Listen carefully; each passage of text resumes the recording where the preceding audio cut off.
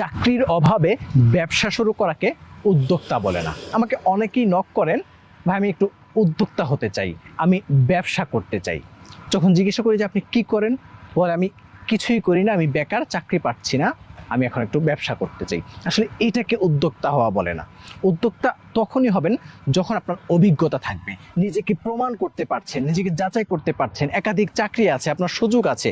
তখন সে সুযোগকে আপনি পাশ কাটিয়ে নতুন কিছু করার উদ্যোগে, নতুন কিছু করার উদ্যমে যখন আপনি ভিন্ন কিছু করবেন, রিস্ক নেবেন, সেটাকেই বলবে উদ্যোক্তা। তখন আপনি উদ্যোক্তা হতে পারেন। আমাদের বাজারে এখন দেখা যায় অনেক উদ্যোক্তা, চাকরি পায়নি সে এখন উদ্যোক্তা হয়ে গেছে, ব্যবসা হয়ে গেছে। সে না বুঝে ক্লায়েন্ট ম্যানেজমেন্ট, না বুঝে হচ্ছে অফিস ম্যানেজমেন্ট, না বুঝে হচ্ছে এমপ্লয়ি ম্যানেজমেন্ট, কিছুই বুঝে না, কারণ সেগুলো করেনি, অভিজ্ঞতা নেই। এটি করা যাবে না, বরং চাকরির জন্য চেষ্টা করতে হবে, নিজেকে যাচাই করতে হবে, প্রমাণ করতে হবে, তারপর উদ্যোক্তা হওয়ার স্বপ্ন দেখতে হবে।